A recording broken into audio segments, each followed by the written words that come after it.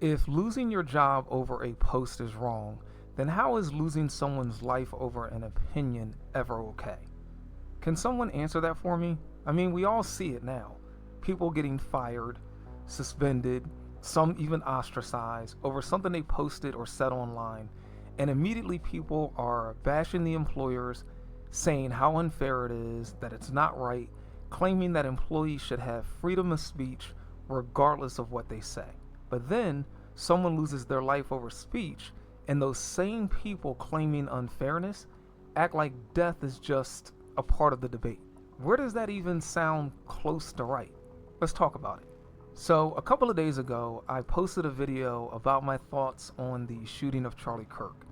And while I wasn't really prepared for that, the same applies here because my channel isn't about politics. And honestly, I wasn't even aware of who Charlie Kirk really was or what he was even about. But lately, the things that we've been seeing online, specifically the reaction to the shooting from other fellow Americans, is quite disturbing. Why so many believe one consequence is unforgivable while another is somehow justified is way beyond me. In the wake of the Charlie Kirk shooting, companies are now laying down policies, they are taking action against their employees that have celebrated his loss of life. NASDAQ fired a junior strategist over posts related to Kirk's death. Office Depot let go of an employee who refused to print a vigil poster, calling it political. MSNBC fired their political analyst after what is called insensitive remarks about Kirk, and ABC pulled Jimmy Kimmel off the air indefinitely. Even universities are feeling the heat. Employees, educators, staff losing positions for mocking or criticizing Kirk's killing. So yes, people lose careers over speech. And that was evident before this tragedy even took place. And yes, some of that speech is harsh. It's offensive, maybe even deserving of criticism. But something here is terribly off, because here comes the twisted logic. Some of these same people who cry free speech when someone is fired over a TikTok or a post or comments, they turn around and are literally saying that Charlie Kirk deserved death for his opinions and his comments and his posts. And even more disturbing, some of them are turning the tragedy into a joke and celebrating his death. I'm really having trouble wrapping my mind around this because I want to understand how you can say it's wrong to fire someone for what they say and then say it's okay to kill someone for what they say. That just is not moral consistency. That's not justice. That's hypocrisy. That's delusion. And let me add this. It's just as bad to be on the fence about it. I mean, if you find yourself saying, well, what did he say? Was it hateful? Was it racist? Just to figure out if his death was justified, that alone speaks volumes too. What does that say about you? If you even need to debate whether a life should be spared based on speech. Don't we all have the same right to freedom of speech? Or is it just those that align with your views? Where's the fairness there? If losing a job over a post is wrong, then how is losing a life over an opinion ever okay? And here's another layer of the delusion. And I get it. I get it when someone says, well, the other side celebrated torture and death in history. You got blacks, minorities, immigrants. So many have suffered and been mocked when they died. And you're right. History is filled with horror. But does that mean that two wrongs make a right?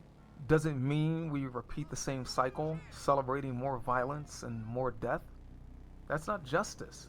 That's revenge disguised as morality. And I'm sure revenge feels good for a second, but it poisons the well forever, and we all end up drinking from it, destroying pretty much everyone in the process. NASDAQ, Office Depot, MSNBC, Denton ISD, and other school and employee firings, they were treated just like similar past instances where an employee went online and posted something that did not align with their company values. In these recent firings, these people were fired over mocking an assassination, We already know that these employees should have at least been aware that their behavior would be seen as harsh, triggering, hurtful, and everything else under the sun. Why they thought or believed that they couldn't be fired for it, it just makes absolutely no sense.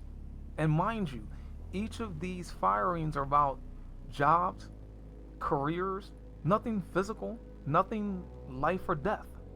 Jobs can be replaced, lives cannot. Now, again, I'm not political in the sense of aligning with any side, no one side, and I don't fully follow Charlie Kirk's work or agree with all of his views.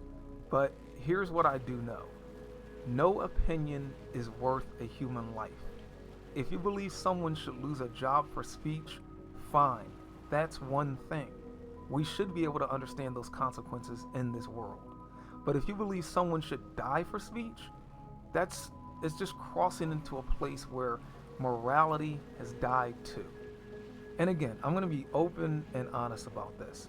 Seeing people I know think it's okay for Kirk's death over speech, but complain when somebody else loses a job over speech, that's what really made me want to talk about this. Because that contradiction reveals just how far empathy has decayed. Firing is a consequence. Killing is a collapse of morality. Because what gets normalized becomes tolerated, and what's tolerated eventually becomes accepted. So if society accepts that violence over speech is okay in some cases, even for people you disagree with, then don't we all see that even your voice could be next? Today, it's Charlie Kirk. Tomorrow, it could be someone you agree with. And after that, it could be you. If an idea is dangerous, which plenty are, disagree with it, debate it, share evidence, take a job risk if you want, but accept that life is precious, even if someone else's words might bother you. Because yes, some speech should have consequences. Yes, employers should protect their reputation, brand, and safety. And yes, there are laws or policies that allow firing for speech, especially when employees' posts violate workplace codes, sometimes public safety, and sometimes incitement. But you can have rules without celebrating violence. And you can most certainly enforce policies without celebrating the death of another human being. So, next time you see someone defending the killing of someone because of speech or mocking their death, just take a minute and ask yourself, what kind of society are we building? Do we want rules and accountability? Or do we want mobs, dehumanization, and celebrating death? And I'm sure that there are tons of people out there that do. But do you? If you have to ask, was it hateful enough to deserve death? You've already lost the plot.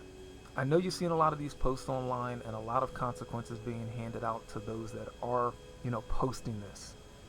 Do you think that there's a moral line where speech consequences are okay, but violence isn't? As always, drop your thoughts in the comments. I would love to see what you've got to say. And don't forget to hit that like, hit that sub, and most important, lock in and enjoy your life. And I will see you in the next one.